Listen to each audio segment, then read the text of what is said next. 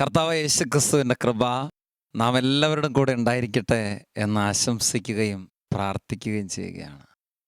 പരിശുദ്ധ അമ്മയെക്കുറിച്ച് ധ്യാനിക്കുമ്പോൾ നാരകീയ സർപ്പത്തിൻ്റെ തല തകർത്തവൾ എന്നാണ് അമ്മയെക്കുറിച്ച് പറയുക. കാരണം സാത്താൻ്റെ കെണികളെ തിരിച്ചറിഞ്ഞ് അവൻ്റെ തന്ത്രങ്ങളെ പരാജയപ്പെടുത്താൻ മാത്രമുള്ള ദൈവിക ജ്ഞാനം ഉള്ളിൽ നിറച്ചവളായിരുന്നു അമ്മ. അമ്മയുടെ ആലയത്തിൽ നിന്ന് ഈ ദൈവവചനം പങ്കുവയ്ക്കുമ്പോൾ മനസ്സിലേക്ക് വരുന്ന ഒരു വചനഭാഗം ഈ സമയത്ത് ധ്യാന വിഷയമാക്കുകയാണ്. എഫെസസ് ലേഖനത്തിൻ്റെ 4-ാം അധ്യായം 27-ാമത്തെ വചനം. സാത്താന് നിങ്ങൾ അവസരം കൊടുക്കരുത്. നമുക്കൊരു നിമിഷം നമ്മുടെ ജീവിതം മുഴുവനെയും കർത്താവിൻ്റെ കരങ്ങളിലേക്ക് ഒന്ന് സമർപ്പിച്ച് ആത്മാർത്ഥമായിട്ട് പ്രാർത്ഥിക്കാം. മനസ്സിനെ ഒന്ന് ഏകാഗ്രമാക്കാൻ കണ്ണുകൾ ഒരു നിമിഷം അടയ്ക്കാം. നല്ല ദൈവമേ, വിശുദ്ധി ആഗ്രഹിക്കുന്ന, നന്മ ആഗ്രഹിക്കുന്ന ഞങ്ങളുടെ ജീവിതങ്ങളിലേക്ക് ഇച്ഛിക്കാത്ത ഒരുപാട് തിന്മകൾ കടന്നു വരാറുണ്ടല്ലോ. ആത്യന്തികമായി ഞങ്ങൾ നന്മ ആഗ്രഹിക്കുമ്പോഴും ഞങ്ങളുടെ ജീവിതങ്ങളെ അടിമപ്പെടുത്തുന്ന എല്ലാ തിന്മയുടെ പ്രലോഭനങ്ങളെയും സാത്താൻ്റെ തന്ത്രങ്ങളെയും തിരിച്ചറിയുവാൻ ഞങ്ങളുടെ ബലഹീന ജീവിതങ്ങൾക്ക് ശക്തി തരണമേ. നന്മ തിന്മകളെ വിവേചിച്ചറിയുമാറ് ആത്മാവിൻ്റെ പ്രേരണയ്ക്ക് വഴങ്ങുവാൻ ഞങ്ങൾക്ക് കൃപ നൽകണമേ. പ്രാർത്ഥനകൾ വഴി, ആത്മീയ ശുശ്രൂഷകൾ വഴി ഞങ്ങളുടെ ജീവിതങ്ങളിൽ കൂടുതൽ ദൈവിക പ്രകാശം നിറയട്ടെ. അതുവഴി നന്മ തിന്മകളെ വിവേചിച്ചറിയാൻ, പാപവും പുണ്യവും വേർതിരിച്ചൊഴുകുന്ന ആത്മാവിൻ്റെ അഭിഷേകം ഞങ്ങളുടെ ജീവിതങ്ങളിലേക്ക് എല്ലാത്തിലേക്കും നിറയട്ടെ. ഓ ദൈവത്തിൻ്റെ പരിശുദ്ധാത്മാവേ, ഈ നിമിഷം ഞങ്ങളുടെ ഹൃദയങ്ങളിൽ ഉജ്ജ്വലിക്കണമേ.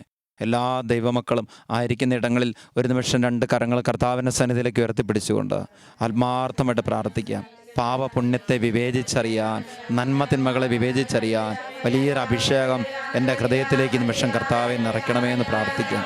കരങ്ങൾ ഉയർത്തി അധരം തുറന്ന് യേശുവിൻ്റെ നാമത്തെ ഉറക്കെ വിളിച്ച് സ്തുതിച്ചുകൊണ്ട് വലിയ ആത്മാവിൻ്റെ ചൈതന്യം അഭിഷേകം നിറയുന്നതിന് വേണ്ടി പ്രാർത്ഥിക്കുന്നു. Hallelujah, hallelujah, hallelujah, hallelujah, hallelujah, hallelujah, hallelujah. ഓ ദൈവമേ, പരിശുദ്ധാത്മാവിനാൽ ഞങ്ങളെ ഓരോരുത്തരെയും പൂരിതരാക്കണമേ. ജ്ഞാനം 9:17. കർത്താവ്, അങ്ങ് ജ്ഞാനത്തെയും പരിശുദ്ധാത്മാവിനെയും ഉന്നതത്തിൽ നിന്ന് നൽകുന്നില്ലെങ്കിൽ അങ്ങയുടെ ഹിതം ആരറിയും?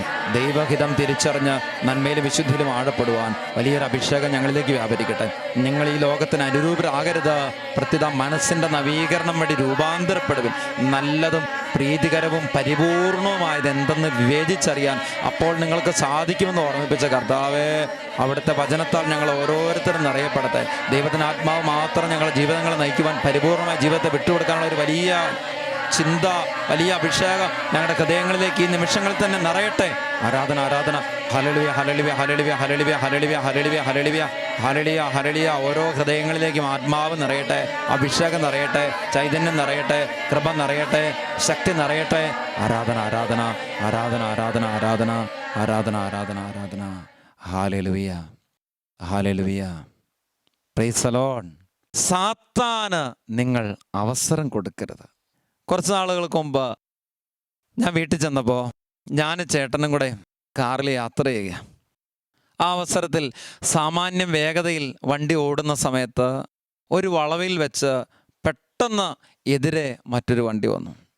ഈ വണ്ടിയും ആ വണ്ടിയും തമ്മിൽ കൂട്ടിമുട്ടുന്നായി. രണ്ടുപേരും പെട്ടെന്ന് ബ്രേക്ക് ഇട്ടു. എൻ്റെ ജ്യേഷ്ഠനും അതോടൊപ്പം തന്നെ മറ്റേ എതിർ വണ്ടിയിലുള്ള വ്യക്തിയും ദേഷ്യത്തോടുകൂടെ തല പുറത്തേക്കിട്ടു. കലഹത്തിനുള്ള ഒരു വഴിയായി. ആ സമയത്ത് നോക്കുമ്പോൾ രണ്ടും അടുത്ത പരിചയക്കാരാ. അപ്പം തന്നെ ചിരിച്ചു, കൈപൊക്കി കാണിച്ചു.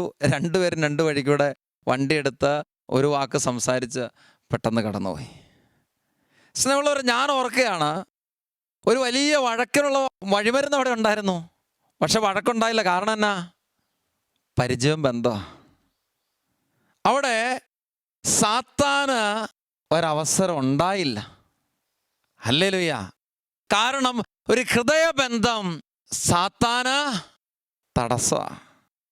ഞാൻ ഓർക്കുകയാണ്, എത്രയോ കുടുംബങ്ങളിലും എത്രയോ ദമ്പതികൾ തമ്മിലും എത്രയോ അയൽവാസികൾ തമ്മിലുമുള്ള കലഹം, ഭിന്നത, അസ്വസ്ഥത, പ്രശ്നങ്ങളൊക്കെ കാരണം എന്താ?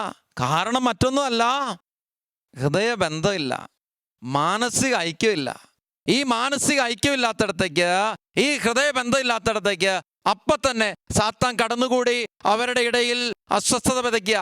വിരോധം, വൈരാഗ്യം, വെറുപ്പ്, നീരസം, പക അങ്ങനെ വിതയ്ക്കുക. എന്താ കാരണം? ദൈവിക ചൈതന്യം ഉള്ളിലില്ല.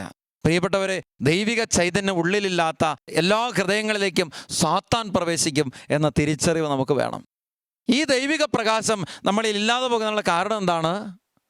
അതാണ് ആത്മാവ് നഷ്ടപ്പെട്ടു പോകുന്ന അവസ്ഥ.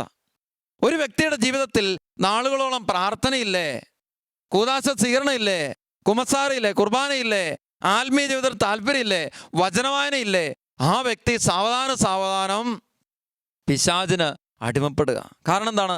ദൈവിക ചൈതന്യത്തെ ഉള്ളിൽ പ്രസരിപ്പിക്കാത്തിടത്തോളം കാലം തിന്മ ഉള്ളിൽ ഭരണം നടത്തുക.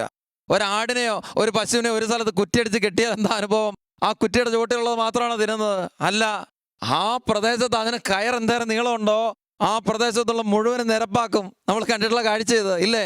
ഇപ്പം ഇവിടെ ഒരു സാത്താൻ എവിടെയെങ്കിലും ഒരു പഴുത് നോക്കും, എവിടെയെങ്കിലും ഒരു കുറ്റിയടിക്കാൻ അവസരം നോക്കും. എവിടെയെങ്കിലും കുറ്റിയടിച്ചു കഴിഞ്ഞാൽ അവൻ ആ പ്രദേശം മുഴുവൻ നിരംബരിച്ചാക്കും. ഒരു വീട്ടിൽ കയറിപ്പറ്റിയ ഇതാണ്.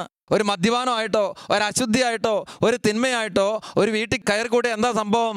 പിന്നെ ആ കുടുംബം മുഴുവനും നിലംപരിശാക്കിയിട്ടേ അവൻ അടങ്ങത്തുള്ളൂ. അതുകൊണ്ടാണ് പ്രഭാഷകരുടെ പുസ്തകത്തിലെ വചനം പറയുക, അഭിലാഷങ്ങൾക്ക് അടിമപ്പെടരുത്, അതിനെ കാലക്കൂറ്റനെ പോലെ കുത്തിക്കീറും. നിന്റെ ഇലകൾ ഭക്ഷിക്കുകയും നിന്റെ ഫലങ്ങൾ ചവിട്ടി മെതിക്കുകയും ചെയ്യും. നീ ഒരു ഉണക്ക മരമായിരിക്കും. ഹല്ലേലൂയ. പ്രിയപ്പെട്ടവരെ, സാത്താൻ ഒരു വ്യക്തിയിൽ കടന്നുകൂടിയാൽ അത് അശുദ്ധിയായിട്ടാകട്ടെ, ലഹരിയായിട്ടാകട്ടെ, മറ്റു തരത്തിലായ പാപപ്രലോഭനമായിട്ടാകട്ടെ, വിരോധ, വൈരാഗ്യ, വെറുപ്പോ വിതച്ചാകട്ടെ, അവൻ ആ വ്യക്തിയെ മാത്രമല്ല അനേക വ്യക്തികളെയും ആ കുടുംബത്തെയൊക്കെ നിലംപരിശാക്കി കളയും.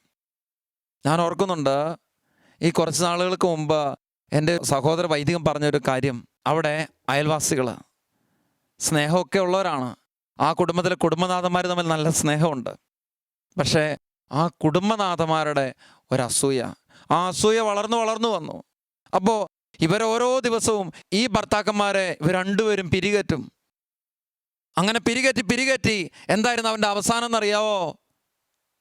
ഒരു ദിവസം ഈ ഭാര്യമാര് ഈ ഭർത്താക്കന്മാരോട് പറഞ്ഞു, നിങ്ങളൊരാണാണോ? നിങ്ങൾക്ക് ആണത്തില്ലാഞ്ഞിട്ടാ, നിങ്ങൾക്ക് കഴിവില്ലാഞ്ഞിട്ടോ? ഇങ്ങനെ പറഞ്ഞ് ഓരോ കാര്യങ്ങൾ പ്രശ്നമായി, കലഹമായി, ഇവർ തമ്മിൽ ഭിന്നതയായി, പ്രിയപ്പെട്ടവരെ തർക്കമായി. അതിൻ്റെ പരിസമാപ്തി എന്ന് പറയുന്നത് ഒരു വ്യക്തി മറ്റൊരാളെ കുത്തി. തൽക്ഷണം തന്നെ ഒരാൾ മരണപ്പെട്ടു, മറ്റേയാൾ ജയിലിലായി. ചിന്തിച്ചു നോക്കിയേ, എവിടെ എത്തി കാര്യം? ഒരു കുഞ്ഞ് കലഹം ആരംഭിച്ചതാ, ഒരസൂയൽ ആരംഭിച്ചതാ. പ്രിയപ്പെട്ടവരെ, സാത്താന് അവസരം കൊടുക്കരുതെന്ന് പറഞ്ഞു വെക്കുന്ന ഇതുകൊണ്ടാ. ഒരു സാത്താന്റെ ഉപദേശത്തെ ഈ വിധത്തിൽ കേൾക്കാനായിട്ട് മനസ്സാകുമ്പോൾ ഉണ്ടാകുന്ന പരാജയത ആദ്യ മാതാപിതാക്കൾ മുതൽ തുടങ്ങിയ കാര്യം ഇതല്ലേ? എന്തായിരുന്നു? ആ സർപ്പം എത്ര സ്നേഹത്തോടെയാണ് നമ്മുടെ ഹൗവ അമ്മയുടെ അടുത്ത് വന്ന് ചോദിക്കുന്നത്, തോട്ടത്തിലെ പഴങ്ങളൊന്നും തിന്നരുതെന്ന് പറഞ്ഞിട്ടുണ്ടോ? എന്തൊരു ചോദ്യം അല്ലേ? കേൾക്കുമ്പോൾ ഒരു കുളിർമ തോന്നും. ഈ സ്വരം കേട്ടപ്പോൾ തന്നെ ഈ ഹൗവാമ്മയ്ക്ക് ഒരു കുളിര് തോന്നി. കാരണം ഈ ആദത്തിൻ്റെ വല്ല കറകറ ശബ്ദമൊന്നും അല്ല, നല്ല ബ്യൂട്ടിഫുൾ സൗണ്ടാ. അപ്പോ ഇത് കേൾക്കുമ്പോൾ ഈ ഹൗവാമ്മ പറഞ്ഞു, ഇല്ല അങ്ങനെയൊന്നും ഇല്ല, എല്ലാം തിന്നോളാൻ പറഞ്ഞിട്ടുണ്ടോ? പിന്നെ ചോദ്യ. അപ്പോഴാണ് പറഞ്ഞത്, ആ തോട്ടത്തിൻ്റെ നടുക്ക് നിൽക്കുന്ന ആ വലിയ മരം ഉണ്ടല്ലോ, ആ ജീവന്റെ വൃക്ഷം എന്നാ പറഞ്ഞേ, അതിൻ്റെ അകത്തുനിന്ന് ഭക്ഷിക്കരുതെന്ന് പറഞ്ഞു. ആണോ? എന്നിട്ട് എന്നാ പറ്റും? അടുത്ത ചോദ്യ. അത് തിന്നുന്ന ദിവസം നിങ്ങൾ മരിക്കും. ഇവിടെ പച്ചക്കള്ളം എന്ന് പറഞ്ഞു കൊടുക്കാവൻ. ഇവിടെ ഓർക്കണം, ഇത്രയും കാലം ദൈവം പറഞ്ഞത് അതേപടി വിശ്വസിക്കാനായിട്ട് മനസ്സാകുന്ന ആദ്യ മാതാപിതാക്കള് ഈ ഹൗവ എന്നാ ചെയ്യുന്നു? വിശ്വസിക്കുന്ന ആരെയാ? സാത്താൻ പറഞ്ഞത് വിശ്വസിക്കുക. സാത്താൻ പറഞ്ഞു, നീ ഒന്നും തിന്നൊന്നും വേണ്ട, ഒന്ന് പോയി നോക്കിക്കേ. എന്ത് സുന്ദരമായിട്ട് അവതരിപ്പിക്കുന്ന, വെറുതെ ഒന്ന് പോയി നോക്കിയാൽ മതി. അതാണ് ഉൽപ്പത്തി 3:6 വചനത്തിൽ നമ്മൾ കാണുന്നത്. ആ വൃക്ഷത്തിൻ്റെ പഴം ആസ്വാദ്യകരവും കണ്ണിന് കൗതുകകരവും അറിവേകാൻ കഴിയും എന്നതിനാൽ അഭികാമ്യവുമാണ് എന്ന് കണ്ട് അവൾ അത് പറിച്ച് തിന്നു. തീർന്നില്ല, ഭർത്താവിനും കൊടുത്തു. എന്തൊരു സ്നേഹമാണ്! ഹല്ലേലൂയ! പ്രിയപ്പെട്ടവരെ, ആ വൃക്ഷത്തിന്റെ പഴം ഒന്ന് ചെന്ന് നോക്കിയതേ ഉള്ളൂ. അത് കാണുമ്പോൾ തന്നെ ഒരു പ്രത്യേക കൗതുകമാ, ഒരു പ്രത്യേക ആസ്വാദ്യതയാ. ഈ ആസ്വാദ്യതയിലാ വീണ് പിശാച് കടന്നു വരുന്ന വഴി ഇങ്ങനെയാ. ഒരു കുടുംബത്തിന്റെ കാര്യം ഓർത്തോട്ടെ. ഒരു ഇലക്ട്രീഷ്യൻ വന്നതാ വീടിന് പണിയെടുക്കാൻ. ചേട്ടൻ വേറെ ജോലിക്ക് പോകുന്ന ആളാ. ചേച്ചി ഒരു നല്ല സ്ത്രീ. ഈ ഇലക്ട്രീഷ്യന് ഇയാൾക്ക് കഷ്ടപ്പെട്ട് ഭക്ഷണവും കാര്യങ്ങളൊക്കെ ഉണ്ടാക്കി കൊടുക്കും. ചൂടുവെള്ളം കൊടുക്കും, തണുത്തവെള്ളം കൊടുക്കും, കഞ്ഞിവെള്ളം കൊടുക്കും. ഇയാൾ ഒത്തിരി സ്നേഹത്തോടെ പ്രോത്സാഹിപ്പിച്ചു. ഓ പാവം ചേച്ചി, ഇത് കഷ്ടപ്പെടുന്നുണ്ട് ചേച്ചി, നേരെ ബുദ്ധിമുട്ട് അനുഭവിക്കുന്നുണ്ട്. ചേച്ചിയുടെ ഈ കഷ്ടപ്പാടൊക്കെ ആരെങ്കിലും കാണുന്നുണ്ടോ? ഈ സ്നേഹപൂർവമായ വാക്കിൽ ഈ ചേച്ചി, എൻ്റെ ഭർത്താവ് ഇന്നുവരെ എന്നോട് ഇങ്ങനെ വല്ല കാര്യം പറഞ്ഞിട്ടുണ്ടോ? അത് ഞാൻ വല്ല അറിവുണ്ടോ? അയാൾ ഈ ജോലിയും കഴിഞ്ഞ് വരും, എന്നോട് വല്ല സ്നേഹവും കാണിക്കുമോ? ഞാൻ എന്നേലും ഉണ്ടാക്കി കൊടുക്കുമ്പോൾ ഇതുവരെ ഒന്ന് പറയുകയോ ചെയ്തിട്ടുണ്ടോ? ഈ മനുഷ്യൻ എന്തൊരു നല്ല മനുഷ്യനെ നോക്കിയേ, എന്തൊരു സ്നേഹ, എന്തൊരു ഹൃദയ. എന്താ സംഭവിച്ചേ? ദിവസങ്ങൾ കഴിഞ്ഞപ്പോൾ ചേട്ടൻ ജോലി കഴിഞ്ഞ് വന്നപ്പോൾ ചേച്ചിയില്ല. ചേച്ചി അയാളോട് പോയി. ഇവിടെ സാത്താൻ എത്ര തന്ത്രപരമായിട്ടാണ് കടന്നുകൂടുന്ന നോക്കിയേ. ഇതാണ് പൗലോസ്ലീഹ വ്യക്തമായിട്ട് പറയുക, സാത്താന് നിങ്ങൾ അവസരം കൊടുക്കരുത്. ഞാൻ ഓർക്ക ഇന്നാളെ അമ്മച്ചി പറഞ്ഞത്, +2 ഫുൾ A+ കിട്ടിയ പെങ്കൊച്ചിന് ആങ്ങളെ വാങ്ങിക്കൊടുത്ത് ഒത്തിരി സ്നേഹത്തോടെ മൊബൈല്. എന്തായി? അതിനുശേഷം പിന്നീട് ഒരു A+ പോലും ഇല്ല. കുടുങ്ങിപ്പോയ ഓരോ ബന്ധത്തില്. പ്രിയപ്പെട്ടവരെ, നമ്മൾ ഇന്ന് മൊബൈൽ ഫോണുകളും ഈ ലാപ്ടോപ്പും മറ്റു കാര്യങ്ങളുമൊക്കെ വേണ്ടത്ര രീതിയിൽ വിവേചനാശക്തി വളരാത്ത മക്കൾക്ക് വാങ്ങിക്കൊടുക്കുമ്പോൾ ഒരു കാര്യം ഓർക്കണം. എന്താ? അത് പ്രോത്സാഹനമാണ്, സമ്മാനമാണ് വിചാരിക്കരുത്. മറിച്ച് അവരെ നാശത്തിലേക്കാ. കാരണം അതുപോലെ ആയിപ്പോയി ജീവിതങ്ങൾ. പ്രിയപ്പെട്ടവരെ, സാത്താൻ അവസരം കൊടുക്കുന്നതായ വസ്തുക്കളാകട്ടെ, സാത്താൻ അവസരം കൊടുക്കുന്നതായ വഴികളാകട്ടെ തുറന്നു കൊടുക്കരുത്. എത്രയോ മക്കൾ ഈ വിധത്തിൽ നശിച്ചു പോയിട്ടുണ്ട്. ഈ മാതാപിതാക്കളുടെ വിവേചന ഇല്ലായ്മ പലപ്പോഴും കാരണമായിട്ടുണ്ട്. ഞാൻ സങ്കടത്തോടെ ഓർക്കുന്നുണ്ട്, ചില മാതാപിതാക്കളൊക്കെ പറഞ്ഞു വെച്ചത്, അച്ഛാ അവൾ അവൻ്റെ കൂടെ പോയി, അവൻ ഞങ്ങളെ സഹായിക്കാനാന്ന് പറഞ്ഞ് അവളെ കൂട്ടാനായിട്ട് ഞങ്ങളുടെ കൂടെ ആദ്യം വണ്ടിയായിട്ട് വന്നുകൊണ്ടിരുന്നതാ. പിന്നെ അവനെ ഒറ്റയ്ക്ക് ഞങ്ങൾ പറഞ്ഞയച്ചു. ഞങ്ങളെ വിശ്വാസമായിരുന്നു അച്ഛാ. പിന്നെ പറഞ്ഞയച്ചിട്ട് അവർ രണ്ടുപേരും ഏതോ വഴിക്ക് പോയി. ഓർത്തു നോക്കിയേ, ഇതാണ് സാത്താൻ അവസരം കൊടുക്കുക. അവിവേകപരമായിട്ടുള്ള ഓരോ പ്രവൃത്തികളും സാത്താന് വഴി തുറന്നു കൊടുക്കലാണ്. ഈ സാത്താൻ ഇന്ന് പലതരത്തിൽ പ്രവേശിച്ച് സകലതിനെയും നശിപ്പിക്കുന്ന ഒരവസ്ഥയിലേക്ക് തരം താഴാൻ നമ്മൾ ഇട കൊടുക്കരുത്. 1 പത്രോസ് 5:8 വചനത്തിൽ ഓർമ്മിപ്പിക്കുക, നിങ്ങളുടെ ശത്രുവായ പിശാച് ആരെ വിഴുങ്ങണമെന്ന് ആലോചിച്ചുകൊണ്ട് അലറുന്ന സിംഹത്തെ പോലെ ചുറ്റി നടക്കുകയാണ്. ഓർക്കണം, സാത്താൻ ഇന്ന് അലറുന്ന സിംഹത്തെ പോലെ ചുറ്റി നടക്കുക. വെളിപാട് പുസ്തകത്തിൽ ഓർമ്മിപ്പിക്കുന്നുണ്ടല്ലോ, ആ സ്ത്രീ പ്രസവിച്ച കുഞ്ഞിനെ വിഴുങ്ങാൻ സാധിക്കാത്ത സാത്താൻ ഇന്ന് അവളുടെ മക്കളുടെ പക്കലേക്ക് മുഴുവൻ കടന്നു വരിക. എന്തിനാ? അവരെ ഏത് വിധത്തിൽ കെണികൾ വീഴ്ത്തണമെന്ന് ആലോചിച്ചുകൊണ്ട്. നമ്മുടെ അമ്മയുടെ സംരക്ഷണത്തിനായിരിക്കുന്ന നമ്മുടെ ജീവിതങ്ങളെ ഏത് തരത്തിൽ നശിപ്പിക്കാനും നമ്മളെ ഇല്ലാതാക്കി കളയാൻ ഇറങ്ങി പുറപ്പെട്ടിരിക്കുകയാണ് സാത്താൻ. ഈ തിരിച്ചറിവ് വേണം. പരിശുദ്ധ അമ്മയിൽ അഭയം പ്രാപിക്കുന്നത് വഴി, കൂദാശകളിൽ അഭിഷേകം പ്രാപിക്കുന്നത് വഴി മാത്രമാണ് സ്നേഹമുള്ളവരെ എൻ്റെയും നിങ്ങളുടെ ജീവിതങ്ങളിൽ രക്ഷപ്പെടുക. അതാണ്, നന്മ പ്രവർത്തിക്കുന്നില്ലെങ്കിൽ പാപം പടിവാതിൽക്കൽ പതിയിരിക്കുന്നുണ്ട് എന്ന് നീ ഓർത്തുകൊള്ളണം. അത് നിന്നിൽ താല്പര്യം വെച്ചിരിക്കുന്നു, നീ അതിനെ കീഴടക്കണമെന്ന് ഉൽപ്പത്തി 4:7 വചനത്തിൽ ദൈവം കായേനോട് പറഞ്ഞത്. ശരിയാ, പാവം പടിവാതിൽക്ക് പതിയിരിക്കുക. ഞാൻ നല്ലത് പ്രവർത്തിക്കുന്നില്ലെങ്കിൽ പാപം എന്നെ കീഴടക്കും. ഒന്ന് ചിന്തിച്ചു നോക്കിയേ, ഒരു ഗ്ലാസ്സിൽ 1/2 ഗ്ലാസ് വെള്ളമുള്ളിടത്ത് ബാക്കി എന്നാ ഉള്ളേ? ബാക്കി ശൂന്യമായിട്ട് കിടക്കുന്നിടത്ത് വായു നിറയും. ഈ ഗ്ലാസ്സിൽ മുഴുവൻ വെള്ളമില്ലാത്തിടത്തോളം കാലം അതിൽ വായു ഉണ്ട്. എവിടെയൊക്കെ ശൂന്യതയുണ്ടോ അവിടെയൊക്കെ പിശാച് വന്ന് കയറും. അതുകൊണ്ട് ധ്യാനം കൂടി കുമ്പസാരിച്ചു വിശുദ്ധീകരിച്ചു പോരാ, മറിച്ച് എൻ്റെ ഉള്ളിലേക്ക് ഒരു ചൈതന്യം നിറയ്ക്കണം, നന്മ ചെയ്യാൻ മനസ്സാകണം. അതുകൊണ്ട് ധ്യാനകേന്ദ്രത്തിൽ ധ്യാനം കഴിഞ്ഞ് മടങ്ങുമ്പോൾ ഞങ്ങൾ പറയാറുണ്ട്, നല്ലത് ചെയ്യണം, നന്മ പ്രവൃത്തികൾ ചെയ്യണം, വചനം വായിക്കണം, പ്രാർത്ഥിക്കണം, എല്ലാ ദിവസവും കുർബാനയ്ക്ക് പോകണം. പോരാ, അനേക പേരെ ആത്മീയ ശുശ്രൂഷകളിലേക്ക് കൂട്ടിക്കൊണ്ടുവരണം. സുവിശേഷ വേല ചെയ്യണം, ദൈവരാജ്യ വേല ചെയ്യണം. എന്തേരൊക്കെ ആത്മീയ മേഖലകൾ വ്യാപരിക്കാമോ അതൊക്കെ ചെയ്യണം. ആത്മീയ പ്രസിദ്ധീകരണങ്ങൾ പങ്കുവെച്ചു കൊടുക്കുന്ന വ്യക്തിയായിട്ട് മാറണം. ആത്മീയ കാര്യങ്ങൾ മറ്റുള്ളവരോട് പറയുന്ന വ്യക്തിയായിട്ട് മാറണം. ഇങ്ങനെ നന്മ ചെയ്യാനും നല്ലത് ചെയ്യാനും മനസ്സാകുന്നെങ്കിൽ പാവം പടിവാതിക്കെ പതിയിരിക്കുന്നുണ്ട്. സത്യം അത് നമ്മളെ കീഴടക്കും. അതിനു മുമ്പ് നമ്മൾ അതിനെ കീഴടക്കണം. ഏത് തരത്തിലാണ് എൻ്റെ ഉള്ളിലേക്ക് ഇന്ന് തിന്മ വന്ന് എന്നെ കീഴടക്കുന്നത്? ചില വ്യക്തികൾക്ക് ലഹരിയുടെ അടിമത്തമാണ്. അവർ ചിന്തിക്കേണ്ട കാര്യം എന്താണ്? എൻ്റെ കൂട്ടുകെട്ട് ശരിയല്ല. എൻ്റെ കൂട്ടുകെട്ട് ശരിയല്ലെങ്കിൽ എനിക്ക് നന്മയുടെ കൂട്ടുകെട്ട് ഉണ്ടാകണം. നിങ്ങൾ ഓർക്കണം, സാമുവേലിന്റെ 1-ാം പുസ്തകത്തിന്റെ 10-ാം അധ്യായത്തിൽ അതിന് 10-ാം വചനത്തിൽ നമ്മൾ കണ്ടെത്തുന്ന ഒരു കാര്യമുണ്ട്. സാവൂള്, കിഷിന്റെ മകൻ സാവൂള് വെറും സാധാരണക്കാരനാ. പക്ഷേ അവനെ സാമുവേൽ അഭിഷേകം ചെയ്യുമ്പോൾ അവൻ അപ്പോൾ തന്നെ പോകുന്നത് എങ്ങോട്ടാ? അവൻ ഗിബെയയിലേക്ക് പോയി പ്രവാചകഗണത്തെ കണ്ടു.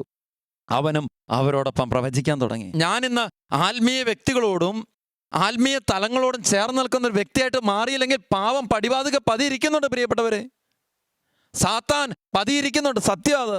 ഒരു മൂർഖൻ പാമ്പ് നമ്മൾ കിടക്കുന്ന ഒരു മുറിയിൽ പതിയിരിക്കുന്നുണ്ടെങ്കിൽ അത് നമ്മൾ കണ്ടെങ്കിൽ സ്വസ്ഥതയോടെ ഒന്ന് കിടന്നുറങ്ങുമോ? ഇല്ല. കാരണം എന്നാ? നമുക്ക് പേടിയാ. ഏത് സമയത്തും ഓർമ്മയാ.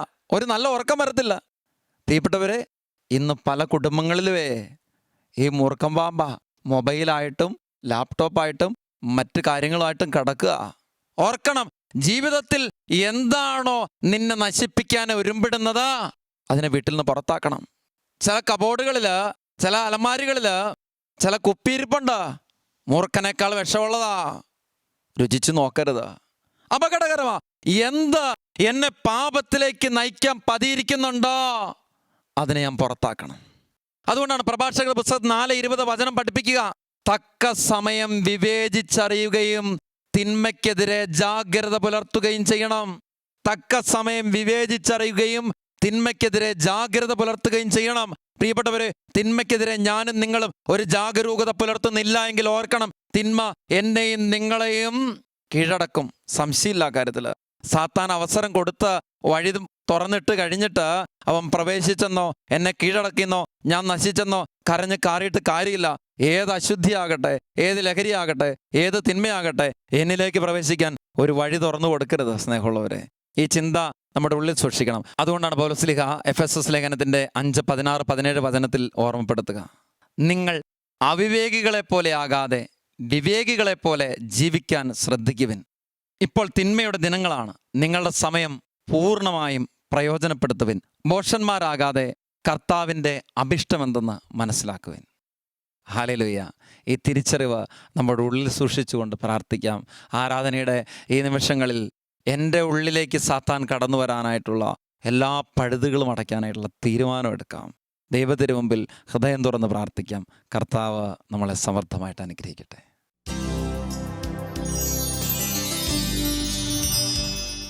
ഈ ദിവ്യകാരുണ്യത്തിലേക്ക് നമ്മുടെ ജീവിതം മുഴുവനെയും ഈ നല്ല നിമിഷങ്ങളിൽ സമർപ്പിച്ച് പ്രാർത്ഥിക്കാം. ഓരോ കുടുംബങ്ങളെ സമർപ്പിച്ച് പ്രാർത്ഥിക്കുന്ന നിമിഷങ്ങളാണിത്. ഈ ദിവ്യകാരുണ്യ സന്നിധിയിൽ കുടുംബങ്ങൾക്ക് വേണ്ടി പ്രാർത്ഥിക്കുന്ന ഒരു സമയമാണിത്.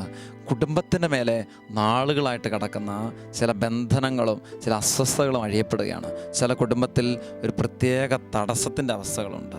ചില കുടുംബത്തിൽ രോഗം വിട്ടുമാറുന്നില്ല. ചില കുടുംബത്തിൽ അപകടങ്ങളും അനർത്ഥങ്ങളും പതിയിരിക്കുകയാണ്. ചില കുടുംബങ്ങളിൽ ഒന്നിനു പുറകെ ഒന്നൊന്നായിട്ട് പ്രശ്നങ്ങൾ ഉടലെടുക്കുകയാണ്. ഒന്നിനും ഒരു ഉയർച്ചയില്ല. ഒരു കെട്ടിയിട്ടിരിക്കുന്നതായ സ്ഥിതിവിശേഷങ്ങൾ ചില കുടുംബത്തിലുണ്ട്.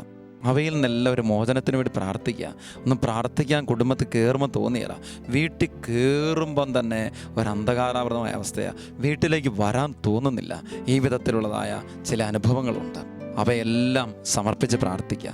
കർത്താവ് അവയിൽ നിന്നെല്ലാം വിടുതൽ നൽകുന്ന സമയമാണ്. മകനെ, മകളെ, നീ സമയത്ത് വിശ്വസിച്ച് പ്രാർത്ഥിച്ച് ദൈവസ്നേഹത്തിൻ്റെ ഒരു ചൈതന്യം ഉള്ളിലേക്ക് നിറയാൻ വേണ്ടി പ്രാർത്ഥിച്ച് ഈ ദിവ്യകാരുടെ നിന്ന് കർത്താവ് ഒരഭിഷേകം നിൻ്റെ ഉള്ളിലേക്ക് നിറയ്ക്കുമെന്ന് വിശ്വസിക്കുക. പുറപ്പാട് 20:24 എൻ്റെ നാമം അനുസ്മരിക്കാൻ ഞാൻ ഇടവരുത്തുന്നിടത്തെല്ലാം ഞാൻ നിങ്ങളുടെ അടുത്തേക്ക് വന്ന് നിങ്ങളെ അനുഗ്രഹിക്കുന്ന അരുളിച്ചത് കർത്താവ് കുടുംബത്തിലേക്ക് വന്ന് അനുഗ്രഹിക്കുന്ന ഒരു സമയമാണ്.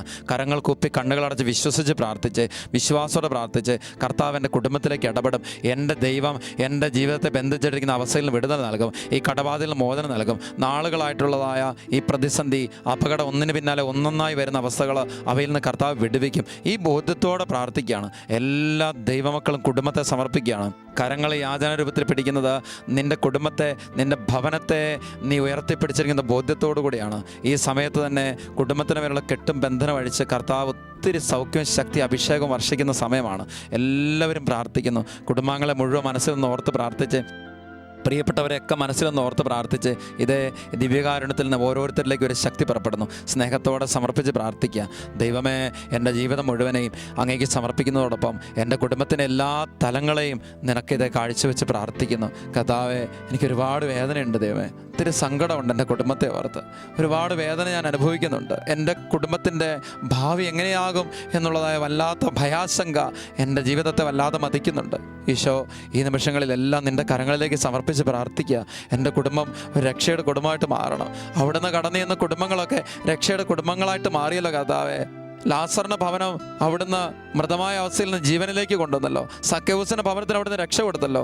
ശതാധിപൻ്റെ ഭൃത്തിനെ അവിടുന്ന് അവൻ്റെ ഭവനത്തിലേക്ക് കടന്നു ചെന്ന് സുഖപ്പെടുത്തിയല്ലോ. കർത്താവെ, പത്രോസിൻ്റെ ഭവനത്തിൽ പ്രവേശിച്ച് അമ്മായിമ്മയുടെ പനിയെ ശാസിച്ച് അവളെ സൗഖ്യമുള്ളവളാക്കി അവിടുന്ന് മാറ്റിയല്ലോ. അവിടുന്ന് കടന്നു ചെന്ന ഓരോ കുടുംബങ്ങളും സൗഖ്യത്തിൻ്റെ, രക്ഷയുടെ, ജീവൻ്റെ, ശക്തിയുടെ ഭവനമായിട്ട് അവിടുന്ന് മാറ്റി. കർത്താവേ, ഈ നിമിഷം ഞാനും പ്രാർത്ഥിക്കുന്നു. എൻ്റെ കുടുംബത്തിന് രക്ഷ വേണം. എൻ്റെ കുടുംബത്തിന് രക്ഷ വേണം. എൻ്റെ കുടുംബത്തെ കെട്ടിയിരിക്കുന്ന ബന്ധനങ്ങളിൽ നിന്ന് മോചനം വേണം. എൻ്റെ രോഗാവസ്ഥകളിൽ നിന്നും വിടുതൽ വേണം. എല്ലാ ദൈവമക്കളും പ്രാർത്ഥിക്കുകയാണ് കർത്താവിൻ്റെ സന്നിധി. കുടുംബത്തെ ഇതേ ഉയർത്തിപ്പിടുന്ന ബോധ്യത്തോടെ പ്രാർത്ഥിക്കട്ടെ. നിൻ്റെ കുടുംബത്തിന് മേലെ കർത്താവ് കരങ്ങൾ ഉയർത്തുന്ന സമയമാണ്. കാൽവരിച്ചിൻ്റെ അതേ രക്തം നിൻ്റെ കുടുംബത്തിന് മേൽ ഇറ്റിറ്റ് വീഴുന്ന സമയമാണ്. തെരഞ്ഞെടുക്കപ്പെട്ട ഇസ്രായേൽ ഭവനങ്ങളെ തിരിച്ചറിഞ്ഞ് അവിടെ സംഹാരദൂതൻ പ്രവേശിക്കാതിരിക്കാൻ അതിൻ്റെ മേൽപ്പടിന്മേൽ, കട്ടിലപ്പടിന്മേൽ കുഞ്ഞാടിന്റെ രക്തം തളിക്കണമെന്ന് പൂർവ്വപിതാക്കളോട് കൽപ്പിച്ച പിതാവായ ദൈവം ലോകത്തിന്റെ പാപങ്ങൾ നീക്കുന്ന ദൈവത്തിന്റെ കുഞ്ഞാടായി ഏക സുതനെ നൽകിക്കൊണ്ട് അവിടുത്തെ രക്തം ചിന്തിക്കൊണ്ട് രക്ഷ നമുക്ക് നേടിത്തന്നു. ഈ നിമിഷങ്ങളിൽ ഈ രക്ഷ എൻ്റെ ഭവനം അനുഭവിച്ചറിയണം. മകനെ, മകളെ, നീ തീരുമാനമെടുത്ത് ഇനിമേൽ എൻ്റെ കുടുംബത്തിൽ ലഹരിക്ക് സ്ഥാനമില്ല. ഇനിമേൽ എൻ്റെ കുടുംബത്തിൽ അശുദ്ധിക്ക് സ്ഥാനമില്ല. എൻ്റെ കുടുംബം യേശുവിൻ്റെ രക്തം കൊണ്ട് വിശുദ്ധീകരിക്കപ്പെടുകയാണ്. യേശുവിന്റെ രക്തം കൊണ്ട് പരിപൂർണമായിട്ട് എൻ്റെ കുടുംബാംഗങ്ങൾ കഴുകപ്പെടുകയാണ്. ഇനിമേൽ ഒരു തല തിന്മ എൻ്റെ കുടുംബത്തെ പ്രവേശിക്കാൻ ഇടം കൊടുക്കുകയല്ല. ഈ ബോധ്യത്തോടെ എല്ലാവരും പ്രാർത്ഥിക്കുക. തിരുരക്തം കൊണ്ട് ഒരു അഭിഷേകം ലഭിക്കട്ടെ. തിരുരക്തത്തിന്റെ ഒരു ശക്തി വ്യാപരിക്കട്ടെ. ദാഹത്തോടെ പ്രാർത്ഥിക്കുന്നു. Hallelujah, hallelujah, hallelujah, hallelujah, hallelujah, hallelujah, hallelujah, hallelujah. യേശുവേ, തിരുരക്തം കൊണ്ട് കഴുകണമേ. എൻ്റെ കുടുംബത്തെ കഴുകണമേ. കുടുംബാംഗങ്ങളെ കഴുകണമേ. ഞങ്ങളുടെ കൃഷിയിടങ്ങളെ കഴുകണമേ. ഞങ്ങളുടെ ബിസിനസ് മേഖലകൾ കഴുകണമേ. ഞങ്ങളുടെ വ്യാപാര വരുമാന മാർഗങ്ങളെ ഇവിടുന്ന് ആശീർവദിക്കണമേ. ഇപ്പോൾ അവയിലേക്കെല്ലാം യേശുവിന്റെ അത്ഭുത രക്തം വ്യാപരിക്കട്ടെ. നാളുകളെ മുടങ്ങിക്കിടക്കുന്ന എല്ലാ കാര്യങ്ങളും യേശുവിന്റെ നാമത്തിൽ ഇപ്പോൾ തുറക്കപ്പെടട്ടെ. അത്ഭുതകരമായ ശക്തി വ്യാപരിക്കട്ടെ.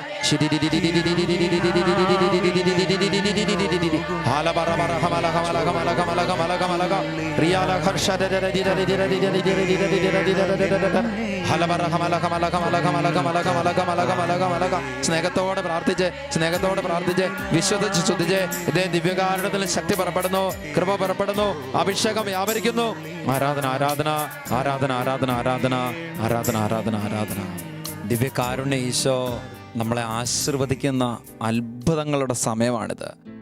നമ്മുടെ ഓരോ കുടുംബങ്ങളിലേക്കും ഈശോയുടെ തിരുരക്തം വ്യാപരിച്ച് അത് രക്ഷയുടെ കുടുംബമായിട്ട് മാറുക. നാളുകളായിട്ട് കുടുംബത്തെ കെട്ടിയിട്ടിരിക്കുന്ന അവസ്ഥയിൽ നിന്ന് കർത്താവ് വിടുവിക്കും. കാരണം യേശുവിൻ്റെ കാൽവരിച്ചിൻ്റെ അതേ രക്തം വ്യാപരിക്കുന്ന നിമിഷമാണ്. ഈ ആശീർവാദ നിമിഷങ്ങളിൽ ഹൃദയം നുറുങ്ങി എല്ലാവരും പ്രാർത്ഥിക്കണം. എല്ലാവരും വിശ്വാസത്തോടെ ശരണപ്പെട്ട് പ്രാർത്ഥിക്കണം. ഒരുമിച്ച് സ്തുതിച്ച് തുടങ്ങിക്ക്, ഒരുമിച്ച് ആരാധിച്ച് തുടങ്ങിക്ക്. ശക്തി ഒഴുകട്ടെ. ഈ സമയത്ത് കുടുംബത്തിലെ ശുശ്രൂഷകളിൽ പങ്കെടുത്തുകൊണ്ടിരിക്കുന്ന എല്ലാ ദൈവമക്കളും വരട്ടെ.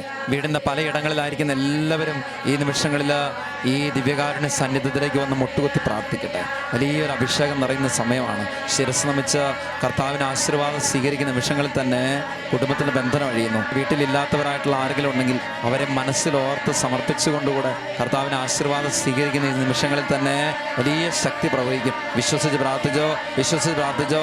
ശക്തി ഒഴുകുന്നു, കൃപ ഒഴുകുന്നു, വിടുതൽ പ്രാപിക്കുന്നു. ആരാധന, ആരാധന.